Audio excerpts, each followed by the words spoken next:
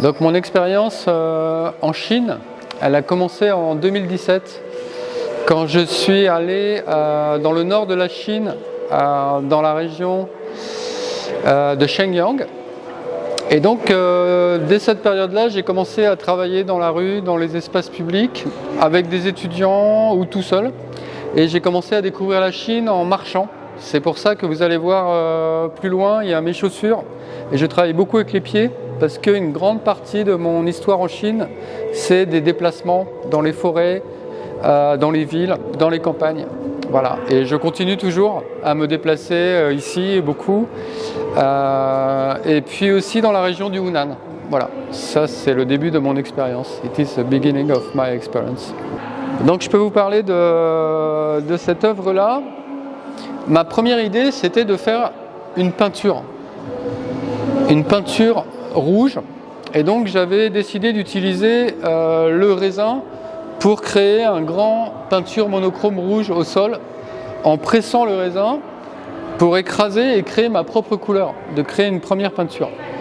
Après, je voulais faire participer aussi le public pour écraser les raisins, pour faire une action collective et créer une grande peinture rouge. Voilà. La deuxième idée dans cette œuvre, elle n'est pas finie, elle va continuer. Après, je vais récupérer le jus et ensuite je vais le mettre dans des bouteilles. Mais comme j'ai pas beaucoup de jus, mon idée c'est de récupérer un petit peu de jus et de mélanger avec du vin chinois et de faire la mise en bouteille de cette proposition. Oui, d'abord le rapport à la technique, c'est que dans mon travail, j'essaye de trouver des techniques qui permettent de faire des techniques pas industrielles. Donc moi j'appelle ça low-tech. Et dans l'histoire, je retrouve des anciennes techniques. Et donc j'ai adapté une technique qui vient de la Grèce ancienne et après en France, où on écrase le raisin avec les pieds, ce qui permet d'avoir un rapport très physique avec la conception du vin. Voilà, cette technique, elle s'appelle le foulage. Et l'intérêt, je trouve, c'est de mettre dans le musée ces anciennes techniques. Ça permet aussi aux gens de redécouvrir des techniques et que ça donne finalement un travail artistique en même temps. A prototype, it is an experimentation because it is the first time I test this process, and my idea for a performance is to test for the first time, to test with the public. It is my idea, and I speak French. Ah, ok. Et mon idée, c'était de tester pour la première fois hier pour le vernissage, première expérimentation. Donc là, je vois qu'il y a pas, c'est pas fini. Il va falloir que je retourne encore tout à l'heure. Je vais continuer à écraser, voilà, parce que c'est pas fini. Et après, j'aurai pas beaucoup de raisin. Mon idée, c'est de mélanger le jus avec du vin que je vais acheter en Chine, et je vais mélanger un petit peu de ce jus-là avec beaucoup de vin, et je vais faire le mélange dans la bouteille. Voilà. Vous allez voir que dans cette exposition, il est beaucoup question de la chaleur, du réchauffement climatique et des changements sur la planète à cause de l'augmentation de la chaleur qui change tout notre environnement. Et donc mon idée, c'était de capter la chaleur des gens, la chaleur des personnes. Et donc j'ai trouvé une caméra qui s'appelle une caméra thermique. Et cette caméra, elle me permet de filmer la chaleur des corps. Ce qui est intéressant aussi, c'est que cette caméra-là, c'est plutôt une caméra normalement pour la police ou pour l'armée. Et donc c'était intéressant que ce ne soit pas pour la police ou pour l'armée, mais pour un travail artistique, que je considère que ces images-là, c'est presque comme des peintures aussi, mais elles parlent de tout ça. Elles peuvent parler que c'est des choses qui viennent de l'armée quand même, mais ça fait de la peinture et ça parle de la chaleur. Voilà, donc ça c'est la base. Et ensuite, mon idée c'était de travailler avec des personnes en Chine, donc celles qui sont vertes. J'ai travaillé avec des étudiants de l'école du GAFA, de l'école d'art de Guangzhou, et je leur ai demandé d'inventer des danses très lentes dans la rue, voilà, slow. Donc en fait, le titre de l'exposition, il vient du travail que j'ai fait avec les étudiants de Guangzhou qui ont fait des danses dans différents endroits de la ville de Guangzhou. Et les vidéos qui sont violettes, c'est des vidéos que j'ai fait dans le Yunnan avec un groupe de tai chi que j'ai rencontré. Et je leur ai expliqué mon idée du slow, la lenteur.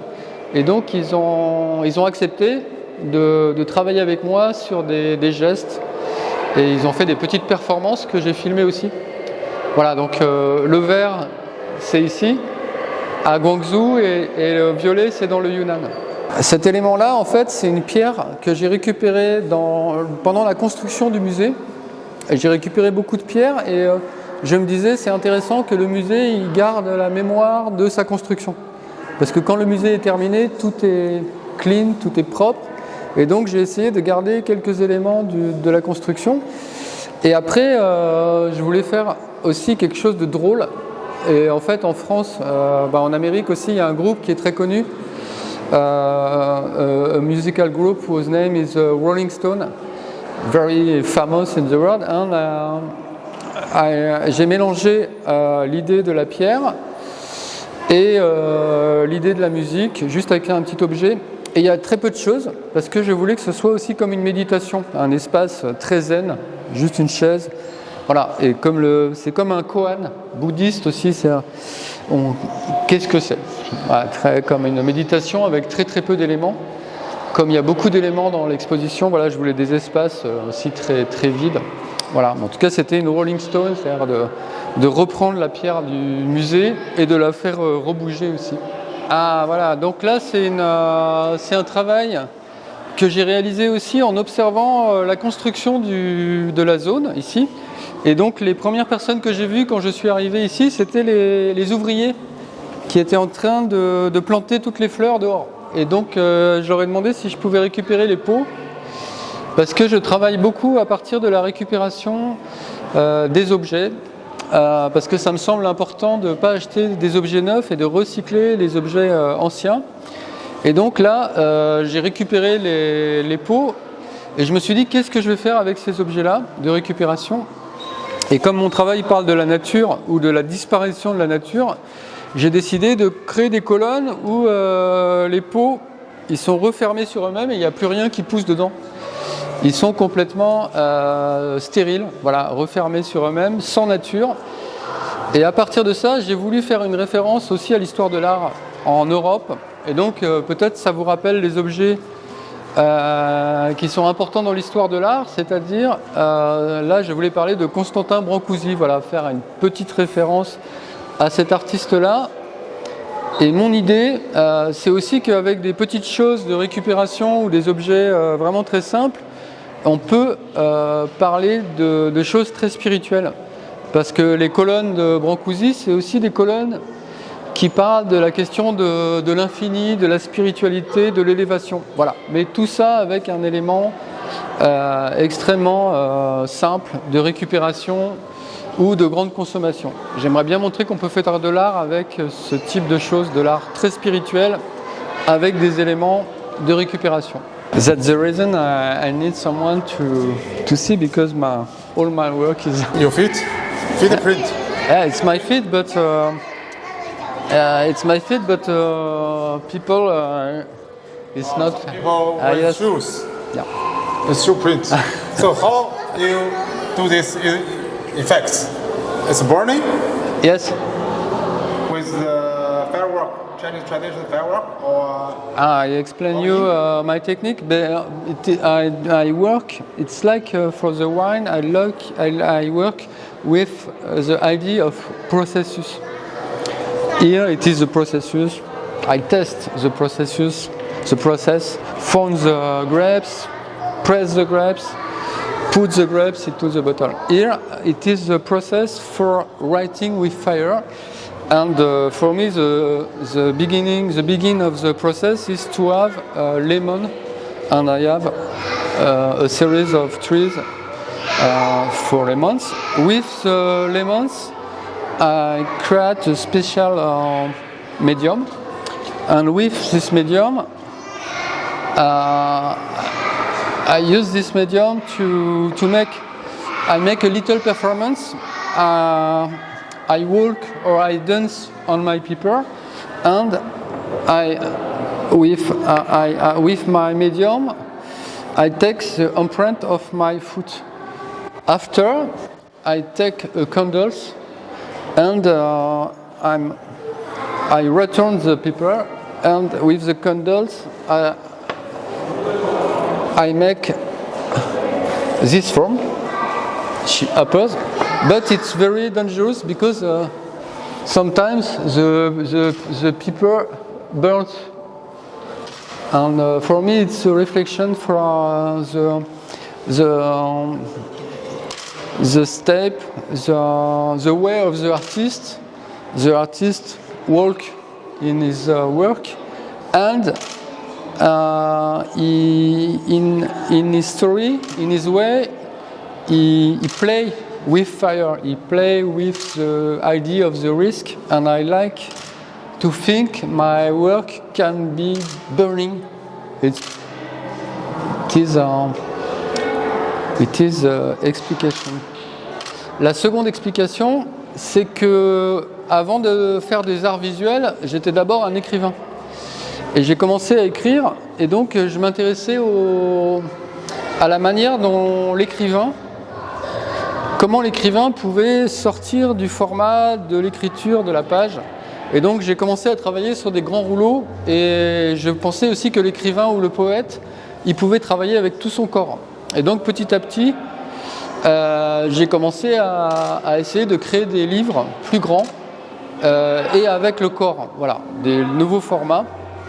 Donc j'ai beaucoup utilisé les rouleaux, et puis les rouleaux, pour moi, ça me parle de la Chine aussi, des grands rouleaux de la calligraphie chinoise que j'aime beaucoup. Et la deuxième œuvre, c'est une œuvre que j'ai réalisée cet été, et c'est aussi sur le papier et sur l'écriture, et donc c'est l'idée de fabriquer soi-même son papier. Donc du coup, chaque feuille, elle a été fabriquée d'une manière différente, et donc c'est toutes les feuilles que j'ai fabriquées avec mes amis chinois pendant tout l'été, que j'ai passé dans le Hunan, et chaque feuille a une fabrication différente de papier recyclé qu'on fabrique soi-même, et j'ai encore repris cette forme du rouleau qui m'évoque l'idée de mouvement qui est très importante dans l'écriture aussi, parce que même si je ne mets pas les mots, ça veut dire que les choses, elles sont dans un mouvement, dans un flux. Donc ça, c'est une salle aussi qui est très importante pour moi, parce que la première chose que j'ai réfléchi dans cette salle, c'est que je voulais travailler sur la statistique, des ventes d'armes dans le monde. Et donc, dans une revue économique, j'ai prélevé le modèle de ce tableau. Et ce tableau, c'est la répartition des ventes d'armes aujourd'hui dans le monde. Donc aujourd'hui, les États-Unis, par exemple, ils vendent presque la moitié des armes dans le monde. La Russie, la France, voilà, c'est la principale répartition. Donc je voulais faire ce tableau, donc j'ai refait la peinture à l'huile, et ensuite je l'ai transformé en cible. Parce que nous, les humains, on est tous la cible des marchands d'armes du monde. Voilà, et donc je me suis dit, ça serait bien que les artistes, ils utilisent ça comme cible. Ça, c'était la première idée, et donc j'ai décidé de créer une salle de tir à l'arc, qu'on pourrait imaginer que ici, on pourrait penser que voilà, c'est vraiment construit comme si c'était une salle d'armes. Et donc au début, j'ai pensé qu'on allait vraiment le faire. J'ai réfléchi à l'art du tir à l'arc, parce que pour moi l'art du tir à l'arc, c'est l'opposition de l'art avec les armes modernes. Et après, j'ai lu des livres sur le tir à l'arc, et je me suis dit, si on tire vraiment les flèches, ça va rajouter encore de la violence dans la vie. Il y a déjà beaucoup de violence, et donc j'ai pensé qu'au lieu de tirer des flèches, je vais les planter comme des fleurs. Ça sera plus comme une sorte de méditation.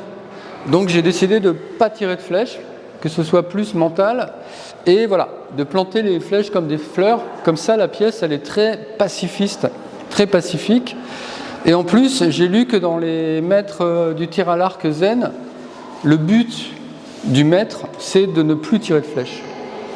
Parce que, en fait, les amateurs, ils tirent comme ça, les professionnels, ils tirent comme ça sans regarder, et le maître, il ne tire pas de flèche du tout. Donc je me suis dit, ça c'est vraiment zen, pas de flèche. Et la deuxième idée, c'est que c'est quand même une arme, et je voulais transformer les armes en quelque chose de beaucoup plus doux qui a à voir avec la parole. Et du coup, j'ai eu l'idée de fabriquer des bouches, voilà, ou des instruments de musique aussi. Et voilà, que l'arc ne soit pas utilisé dans cette exposition comme une arme en fait. Donc ça, c'était l'idée de cette œuvre-là. C'est un travail que j'ai réalisé cet été dans la région de Metamba. Et donc ça, c'est une maquette d'une grande roue que j'ai réalisée dans une ancienne mine de charbon qui a été fermée en 2017. La question, c'était qu'est-ce qu'on va faire dans une ancienne mine de charbon qui est maintenant fermée? Et donc j'ai travaillé à partir de cette tour qui est un silo à charbon. Ça servait à stocker le charbon qui était prélevé dans la mine. Et donc à partir de là, autour de ce silo à charbon, j'ai créé un étang et j'ai créé tout un écosystème. Et donc cette roue, elle vient réhabiter cette zone, et par rapport à l'énergie du charbon qui est très critiquée aujourd'hui, c'est aussi une invitation à penser finalement d'autres types d'énergie ou renouvelables. Et donc voilà, du coup la roue, elle est à la fois une façon de repenser le lieu qui était en ruine, de lui donner une nouvelle énergie, une nouvelle esthétique, et puis de commencer à penser aux énergies qui vont venir après le charbon. Voilà. Et donc dans mon travail, je fais beaucoup de projets comme ça, écologiques, et je suis un petit spécialisé dans les zones abîmées par l'activité humaine. Donc en fait, en général, je vais travailler dans des lieux où il y a eu des problèmes environnementaux, et je vais chercher une idée artistique pour trouver une nouvelle vie pour une zone qui est morte. Et si vous voulez, j'ai fait une petite documentation que j'ai cachée là. Là, vous avez tout mes recherches. Parce que la première chose que j'ai fait, c'est que je pensais aussi à des références comme la roue de Marcel Duchamp. Je voulais faire une roue de bicyclette. Que cette roue, elle soit aussi quelque chose qui soit une vraie roue hydraulique dans l'esprit de la Chine, mais une roue dans le sens de l'histoire de l'art aussi moderne. Et pour moi, cette roue de bicyclette de Marcel Duchamp, elle est très importante aussi. Et j'ai essayé de mélanger l'idée de la roue de bicyclette et l'idée de la roue hydraulique chinoise traditionnelle. Et voilà, j'ai fait toute une recherche, et donc après j'ai créé un étang. J'ai aussi créé avec des personnes, entièrement avec mes mains, j'ai créé tout un plan d'eau ici. Cette œuvre-là, c'est d'abord quelque chose qui parle de la peinture. Et donc j'ai pris 9 tableaux. Et je voulais faire un tableau, mais pas seulement pour les humains, je voulais faire aussi un tableau pour les animaux. Et donc mon idée, c'était de prendre des animaux avec lesquels je pourrais collaborer pour faire un tableau où moi je travaillerais, mais je serais aidé par des animaux aussi. Et donc j'avais pensé aux tortues, parce que je savais que j'allais travailler en Chine. Et donc dans l'histoire de la Chine, ce qui m'avait intéressé, c'était le rôle de cet animal qui est dans les légendes chinoises à l'origine de l'apparition de l'écriture. Et on dit que sur la carapace des tortues, les Chinois de l'Antiquité avaient trouvé les formes de l'écriture des idéogrammes. Et dans l'architecture chinoise ancienne aussi, j'avais remarqué qu'on construisait des colonnes sur des carapaces de tortues. Et donc en France, moi dans mon pays, la tortue, c'est le symbole aussi de la lenteur, qui est un petit peu l'idée de mon exposition, c'est comment on peut prendre du temps et aller plus lentement pour réaliser les choses de manière plus approfondie. Alors j'ai fait un tableau pour les tortues, ce qui fait que j'ai décidé de faire vivre dans l'exposition 5 tortues qui sont là. Mais donc c'est des tortues chinoises que on va peut-être en voir quelques-unes. Il y en a une qui est là-bas. C'est des tortues chinoises qu'on appelle tortues à cou rayé. Peut-être qu'on peut aller par ici.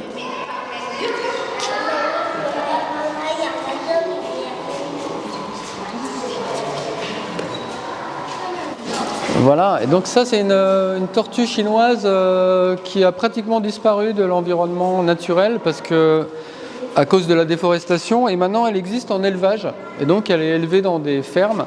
Et donc mon idée c'était de récupérer dans ces fermes d'élevage 5 tortues à cou rayé et de les faire vivre dans l'exposition. Donc je leur ai donné la plus grande salle de l'exposition et j'ai créé pour elles un environnement spécial avec un plan d'eau, parce qu'elles vivent à la moitié dans l'eau et la moitié du temps sur la terre.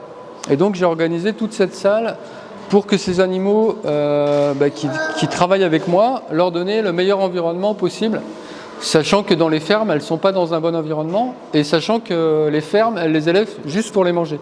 Donc moi, je voudrais leur donner un autre statut, un statut beaucoup plus artistique.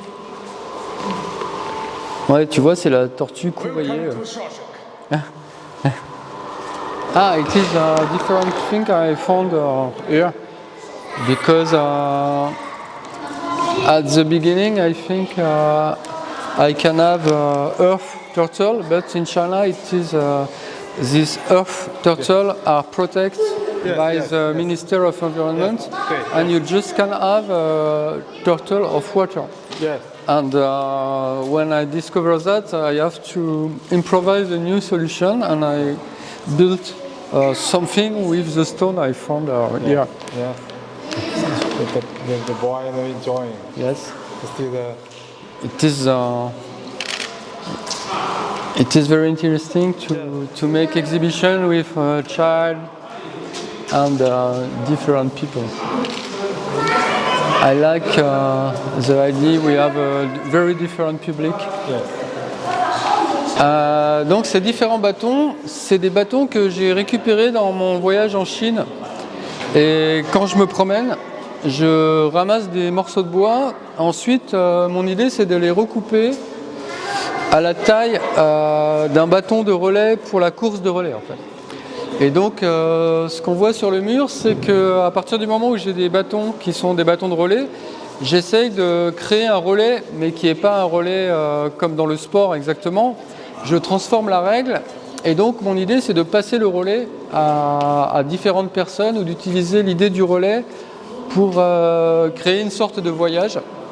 Et en même temps, le relais pour moi c'est l'idée de la collaboration, parce que dans les courses de relais, le fait de passer le relais, en français ça veut dire travailler en équipe, travailler ensemble.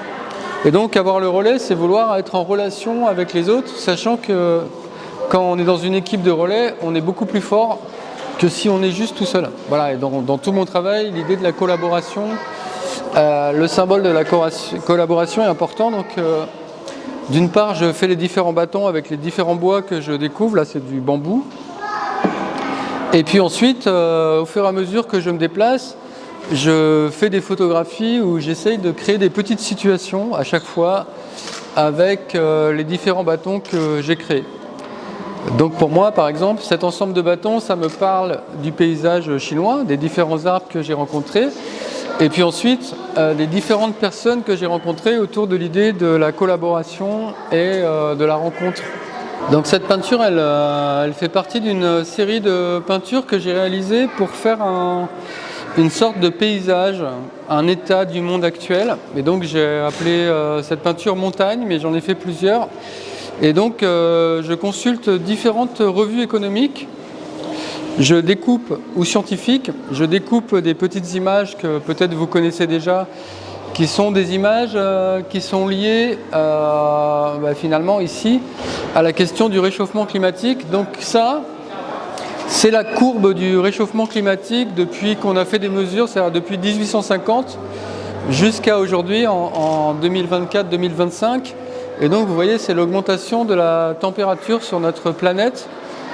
Voilà. Après, ce que je voulais faire, c'était pas faire un graphique comme dans les revues scientifiques. Donc mon idée, c'était que ce graphique, peut-être c'est la peinture aujourd'hui la plus importante, parce que c'est celle qui change tout. Parce que l'augmentation de la température, ça change toute la vie sur la planète Terre. Et je me suis dit comment ça peut devenir une peinture. Donc j'ai voulu travailler avec de la peinture à l'huile et me demander comment transformer la courbe du climat, la courbe de l'augmentation du climat avec de la peinture à l'huile. Et voilà, de faire un grand tableau qui nous permet peut-être de mettre un petit peu dans l'histoire de l'art, en tout cas, le paysage de notre époque. C'était mon idée. Et ce tableau-là, si vous vous retournez, il fonctionne avec celui-là, qui est aussi une statistique encore différente, parce que j'aime beaucoup les schémas. Je trouve ça très abstrait. Les schémas, je trouve que c'est vraiment presque de l'art abstrait. Mais ça parle aussi, comme la courbe du climat, ça parle de la disparition des insectes. Et donc, la ligne rouge, elle raconte que cet insecte-là, il a presque disparu entièrement. Voilà. Et donc, c'est une peinture abstraite, mais c'est aussi une peinture qui parle de la disparition des insectes sur notre planète. J'ai essayé de mêler ces deux dimensions dans l'exposition, et j'espère que les personnes, à travers les animaux, à travers les graphiques, à travers les modes d'action, ils vont pouvoir penser à toutes ces choses-là. Donc voilà, c'est un petit peu le sens de l'exposition.